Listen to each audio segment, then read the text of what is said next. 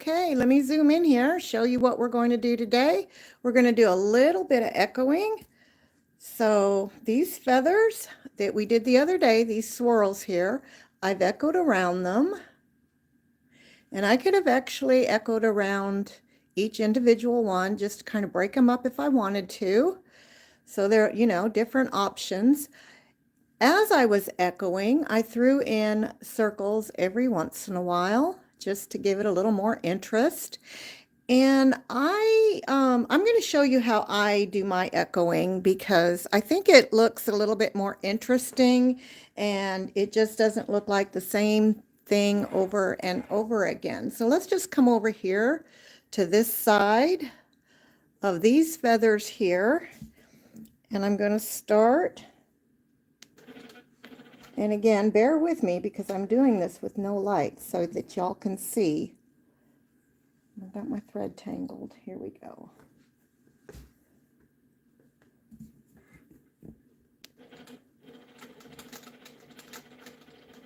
All right, so we are locked in. Get my thread tail out of the way. And I have my machine right now is set at cruise. And what that means, it is cruise regulated. So it's kind of like the needle goes up and down no matter what, but when you stop the machine, the needle still goes up and down. So you kind of have to stop the machine when you stop moving it. But I have it set for 14 stitches per inch, so I'm going to get my 14 stitches per inch. I don't know if I explained that very well, but it's just another function on my machine that I can use, and I find it very helpful when doing echoing. So here we go. So I echo kind of close, and as you know, I am a heavy quilter. I like to quilt things to death. And all I'm doing is just echoing around, and as you come around and you go into these little dips between the feathers here, right here is between the feathers, so we're coming around. And if you've never echoed before, I suggest you just say in your head, you come around and you go point, point, because you want a nice sharp point right there. Otherwise, you're going to lose the shape of your echo. Point, point, point. Now, this is not perfect, so don't worry about being perfect. Okay, I want to try to get at least one echo around, and you don't have to.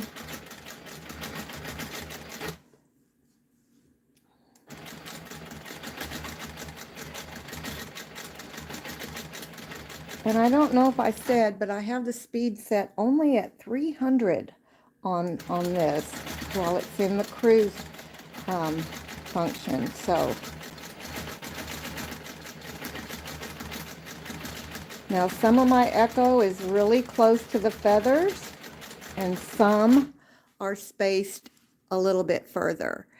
So as you can see, I've already echoed here, and I'm going to echo on up to there.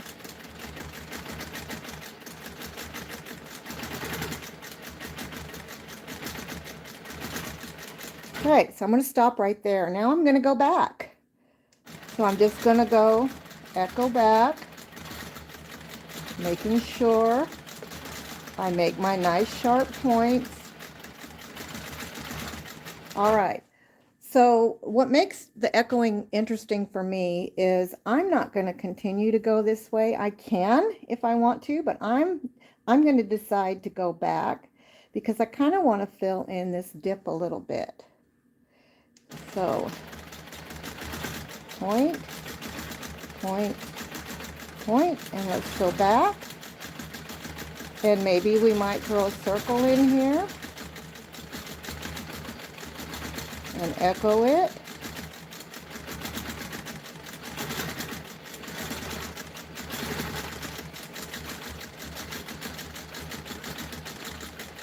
Coming around.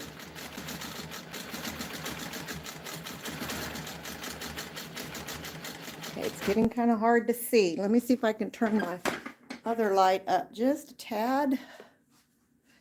Okay, so let's see, we're going down here, around, and let's just go back. So this is how I work when I echo.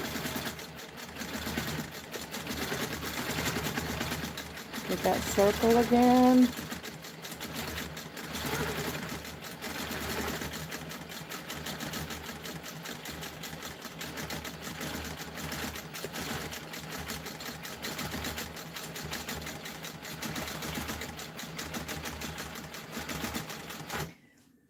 Okay, I have to reposition myself. The machine's getting away from me.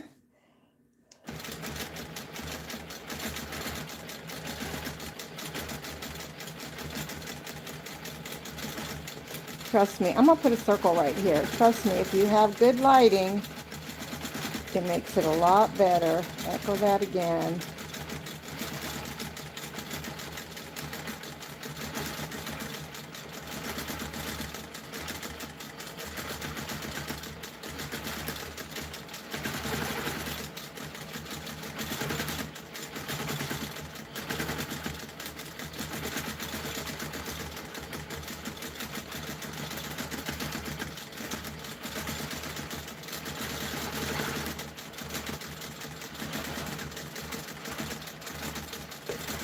Try this. It's kind of relaxing after you kind of know what you're doing. And it is more relaxing when you can see what you're doing. So, okay, so I've made it back. And now I can actually, if I want to, I can echo back into this area here if I want, or I can continue on with my feathers. And I'm going to continue on with my feathers so I can show you pretty much how this looks. Now, this is live and this is real time, so you can see that I'm not getting in a hurry with this.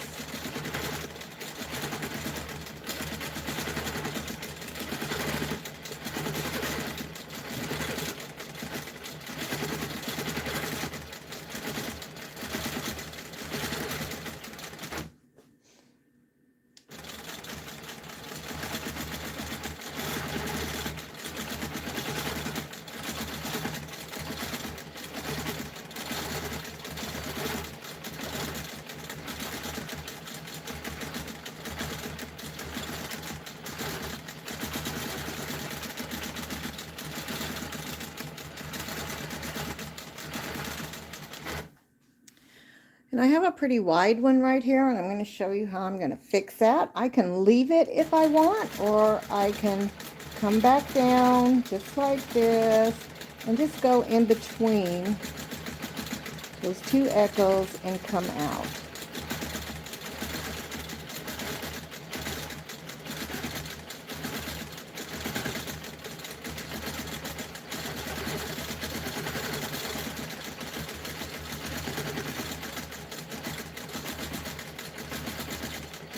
Again, as I've said before, all you have to do is just relax and have fun with this. It makes for a beautiful, beautiful background fill. Sorry about that. I just want to zoom in a little bit closer just to show you. It makes a beautiful background fill, and just throwing in maybe a different motif like a circle. You can also throw in a teardrop or a paisley, whatever you want to call it, just like that.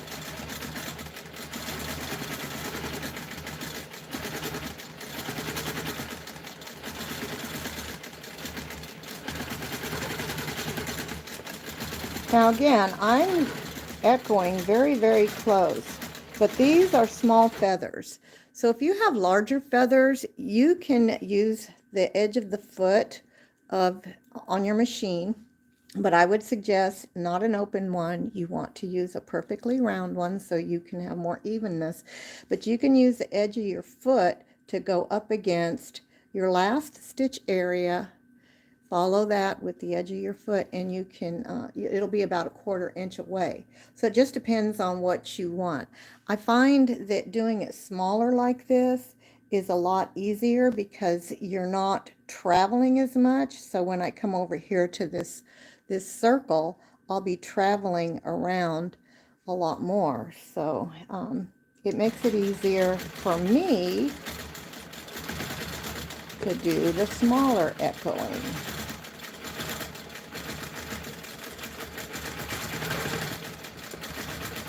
Now I have done 1/4 inch echoing and I like it as well. It's just as pretty. And you know, you just have to decide what works best for the quilt that you're working on. So I hope that you enjoyed this video, and I do hope that you try some echoing, maybe not this tight if you're not into that, but anyways, try it in a different function on your machine if you do have it different functions. And I would appreciate if you would like and subscribe to my channel. And I also have a website, Jackie's Machine Quilting. I'm on Facebook and Instagram as Jackie's Machine Quilting as well. Thank you so much.